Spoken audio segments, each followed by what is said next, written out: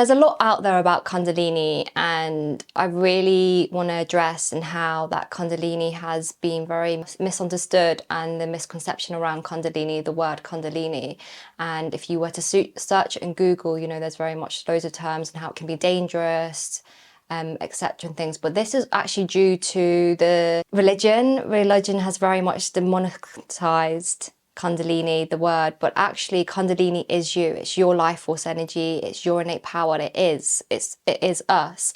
And if anything, what I want you to know coming into this space and when connecting with Kundalini, it's nothing to be afraid of, because actually it's here to show you the truth of who you truly are. Yeah, so you've got so many types of healing out there, and the thing is with these healing modalities, although they can be so beneficial in so many ways, but with Kundalini, it's not outside of you, it is you. And what makes a Kundalini awakening so powerful and so transformative is that it's really showing you who you are beneath the layers, beneath the blocks, beneath the stagnation, beneath the society pressure of conditioning, beneath the trauma, beneath what you have made out to think that you should look like or be in this particular way. And Kundalini really will strip you to your core for you to really see that. But that's what a lot of people fear off with Kundalini, is the shadow part of it. But actually, those are the parts that will really reveal the truth in who you are, and which will help you shift your areas in life, whether that being in relationships, with the money, with your abundance, with your career, with where you are in life, with feeling how you feel about yourself, whether that's your self-love, self-worth. It will show you to the depths of your core of who you truly are, in order for you to magnetize and manifest and create the most abundant life. Because at the end of the day, the Kundalini is your innate power. And if anything, that's what we want to connect to, is to our power. Because if we are not connected to our power, that's where we feel easily manipulated, influenced, and we can believe that the projections of others is what we are shaped or meant to be. So Kundalini is you. And yes, it's a journey, but it's a journey that will really get you to the root of what you need to know. And it's not about the quick fixes, it's about the long-term fixes. And I think if anything out there, there is a lot of healing modalities where you'll keep going to, but you won't actually really get to the root, and you'll feel like you're still going through the same cycles. By my experience and me going through lots of healing modalities, psychedelics as well, Kundalini was probably the most powerful healing modality that really got me to a place of remembering who I am and connecting to my power. I see that some bodies move during a Kundalini activation. Mine does. Why is that? So this is your Kiras, this is the universal energy within you. So everyone's in different stages in their process and journey in life, and we all have this life force that's within us. Now, some people's life force is more active, rather than some people's life force is more dominated. Now, the whole point when you're going into these sessions is that you want to feel safe. We want to feel safe to really open up and to receive. So when your body's more in this space of fight and flight mode and it's feeling very much dysregulated, it's more likely to contract, and the life force within you is more suppressed in a way, more just dormant. So some people will be naturally very much open if you've been on this journey for long, or say if you're very much been in this journey of already kind of slightly awakened. So your body will feel more of this place of like, okay, I'm open, I can receive that, I can feel safe to really move and have the spontaneous movements. But also some people can hold themselves back because they can think, oh, what is someone thinking about me? Oh, should I be doing this? Oh, this is wrong. And it's like the logical mind is trying to make sense of the movements, whereas your body knows what to do, but it's like your ego is trying to protect you from having the spontaneous movements. So again, it comes back to the safety, the nervous system. It's about building a relationship with this energy. So that's why when you come into this space, it's about actually having several sessions, because each session builds up from the last, and it's about building this relationship, because it's like you won't just go into a relationship straight away. When you meet someone, you'll build up that relationship to feel safe so that you can be more of yourself. So it's the same with a Kundalini session. You to feel more free to be yourself, to really let go. It's about building that relationship, whereas some people are already more open than others. So it's really dependent where you are in your journey. But also, I really want to emphasize that movements, it doesn't matter, because you can still be having a really profound experience without the movements. And I think that's what a lot of people do try to fixate on, is that the movements is when it's really working and that everything's happening, but it's actually not the truth. I've heard that some people that have Kundalini activation, they can get psychosis from it. What kind of support do you offer to help those? So this is the most important part, integration. So it's the integration afterwards when you have a Kundalini awakening and activation. Now, there's the awakening, there's the activation. So as a facilitator, if you're holding the space, a facilitator will know to never really over activate the client in that space.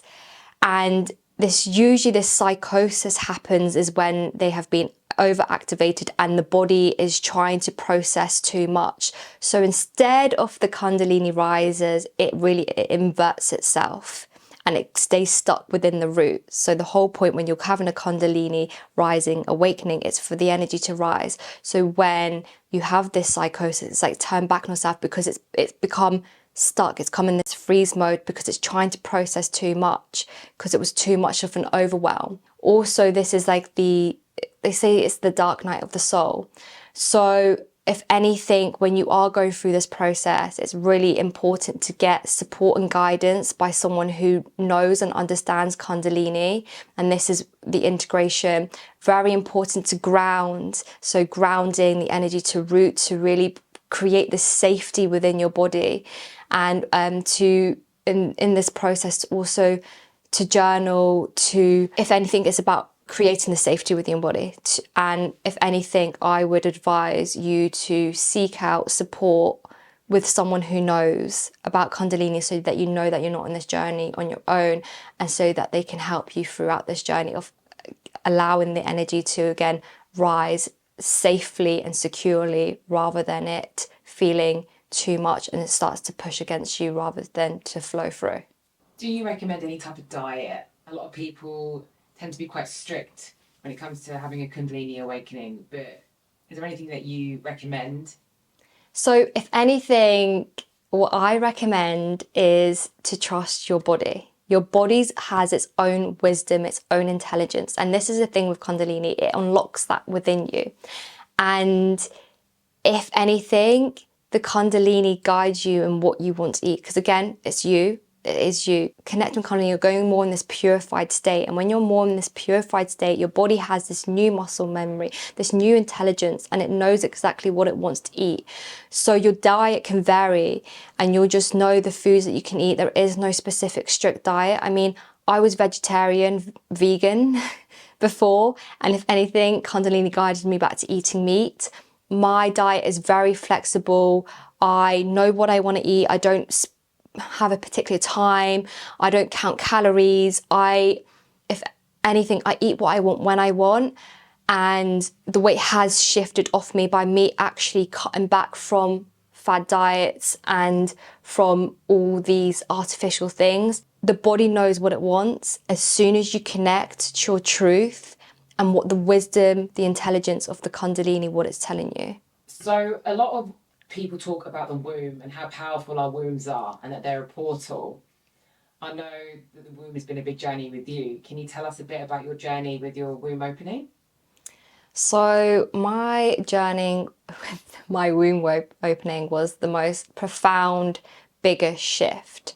Now, something that a lot of women don't realize is that our womb is basically our portal. Not only that we birth life, but we birth ideas and creation. And this has been we've been disconnected this very much due to religion and to not knowing the real truths behind a power of a woman. And very much when I went through my big womb awakening, it showed me this power, this fire, this force, but something that I very much suppressed for so long.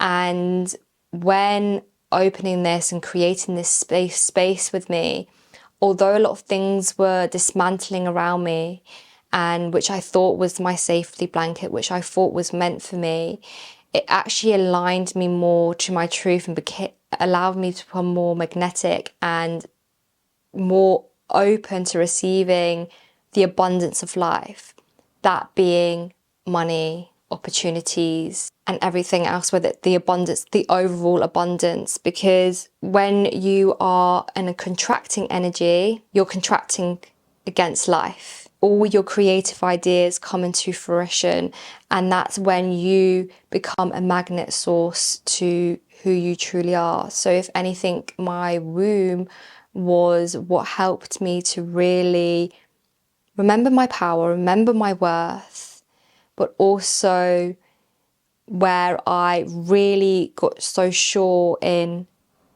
what I wanted to magnetize to, what I wanted to attract. And it showed me to soften more into the feminine, into the flow, and the balancing with the masculine and feminine within me, to bring the union, the oneness, and to feel safe so that I can really open to receive the blessings of life. Last but not least, what are your top 5 things that you can't live without during the day that help you on your journey each day? So meditation, connecting with nature, going out on nature walks. I like to exercise, move my body, dance. Dance is the biggest thing for me of all. And just being human. Yeah. Just being human, just being me. Thank you for watching. Subscribe to my YouTube channel. And if you are wanting to book in a session, then you can email me in the information in my bio.